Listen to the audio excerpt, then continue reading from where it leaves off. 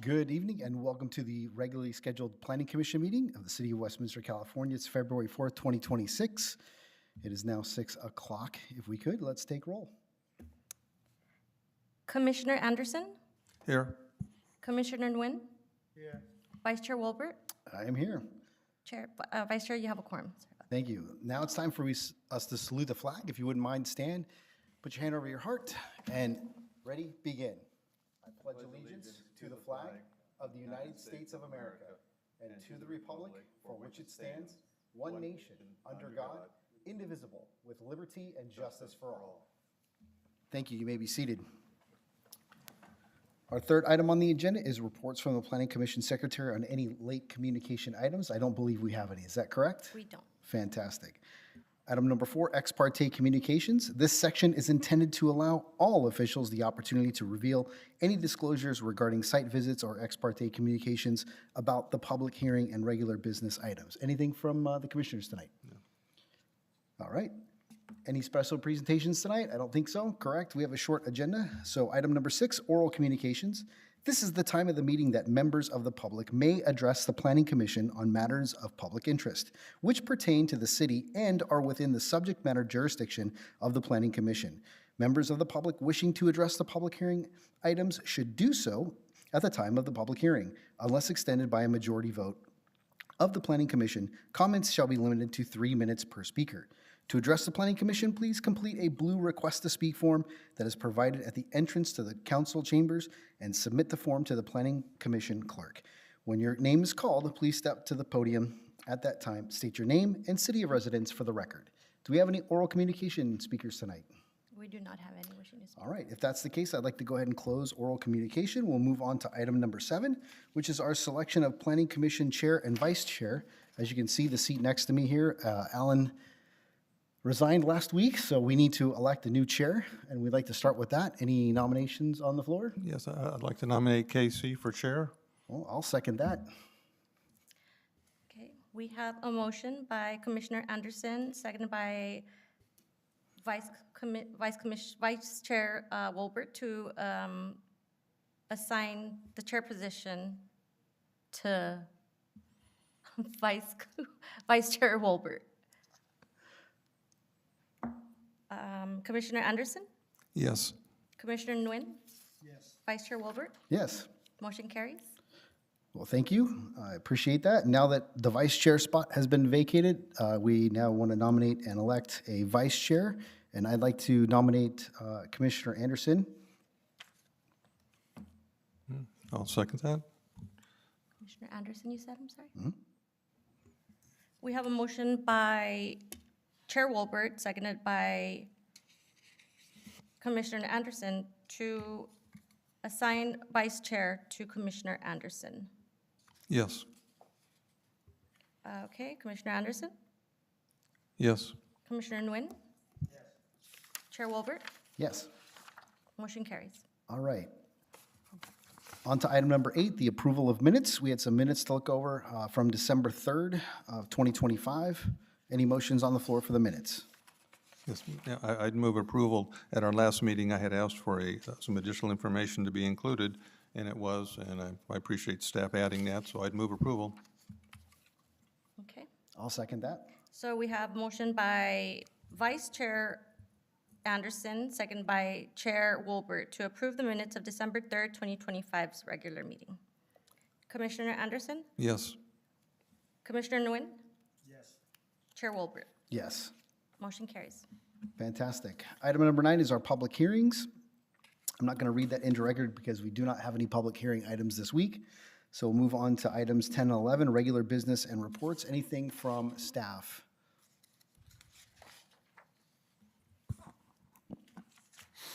Vice Chair Wolbert, looks still reading, so I'll cover everything under matters from staff.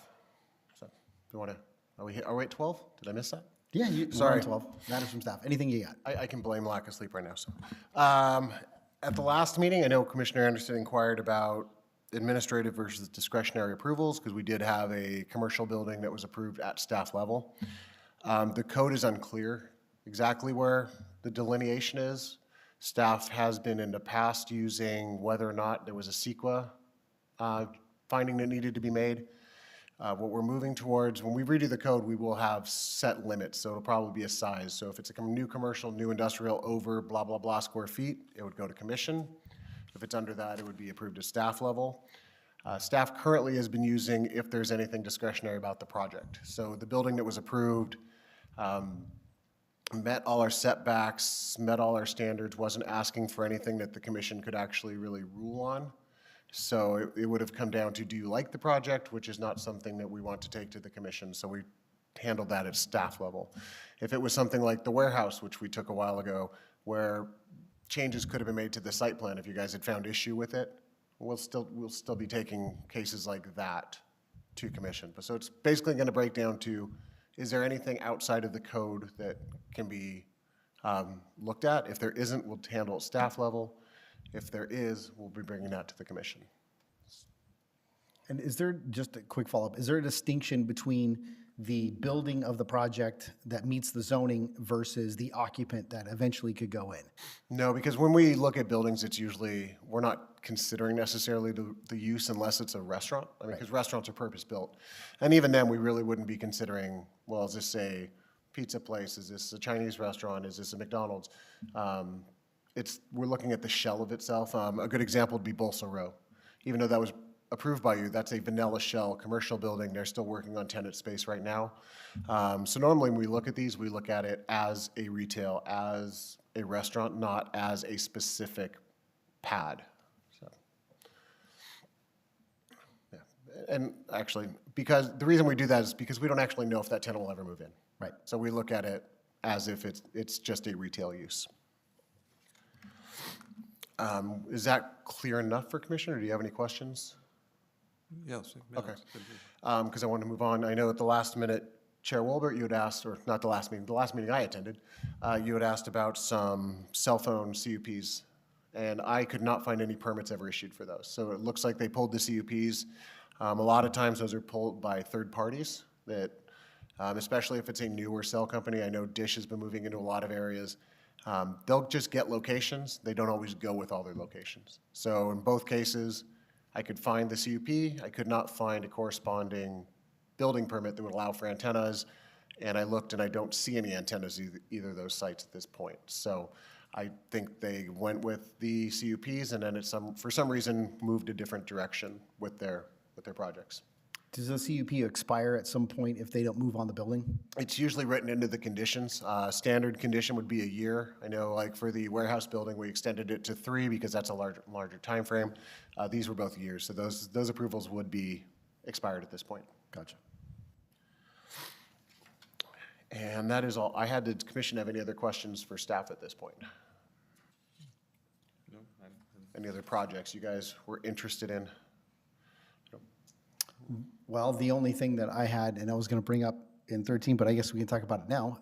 There's been a ton of buzz that hit social media today about Shop-Off acquiring the portion of Washington Prime Group, and so that's hitting the media and the press and stuff like that. So obviously I know Shop-Off has put in something to the city for approval, and you had mentioned earlier that it's coming up in sometime midsummer maybe. We have a development at the mall site. It is all encompassing except for the northernmost property. That would be the one at Best Buy, and so that project or that parcel is not a part of the project. The rest of the mall site is being developed.